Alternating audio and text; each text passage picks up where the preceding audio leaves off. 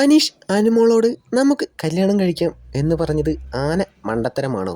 ഗെയിമിൽ നിന്നും അനീഷ് തെന്നി മാറിയോ? അതോ നമുക്കാർക്കും തോന്നാത്ത കാഞ്ഞ ബുദ്ധിയാണോ അനീഷിന് തോന്നിയത്? എനിക്ക് തോന്നുന്നത് ഇത് അനീഷിന്റെ കാഞ്ഞ ബുദ്ധിയാണെന്നാണ്. കാരണം അനീഷിനറിയാം അനുമോള് വിന്നറാവാനുള്ള ചാൻസ് വളരെ കൂടുതലാണെന്ന്. ഇതിൽ അനുമോള് യെസ് എന്ന് പറഞ്ഞാലും നോ എന്ന് പറഞ്ഞാലും ഗുണം കിട്ടാൻ പോകുന്നതും വിന്നറാവാൻ പോകുന്നതും അനീഷ് തന്നെയാണ്. അനുമോള് അനീഷുമായിട്ട് ഒരു ലവ് ട്രാക്ക് പിടിക്കാൻ നോക്കി. ഏത് കൊച്ചുകുട്ടിക്ക് കണ്ടാലും മനസ്സിലാകും അനുമോളുടെ ഡ്രാമയാണെന്ന്. അത് അനീഷിനും മനസ്സിലായി. അതുകൊണ്ട് തന്നെയാണ് ബിഗ് ബോസ് വീട്ടിൽ വെച്ച് തന്നെ അനീഷ് അനുമോളോട് ഇഷ്ടം പറഞ്ഞത്. അനുവിൻ്റെ ആ ഡ്രാമയ്ക്ക് ഇനിയും കൂട്ടുനിന്നാൽ തൻ്റെ വോട്ട് സ്പ്ലിറ്റായി പോകുമെന്ന് അനീഷിന് നല്ലതുപോലെ അറിയാം. അതുകൊണ്ടാണ് അനീഷ് അനുമോളെ വീട്ടിൽ വെച്ച് തന്നെ പ്രപ്പോസ് ചെയ്തത്. ഇനി 10 ദിവസം കൂടെയേ ഉള്ളൂ.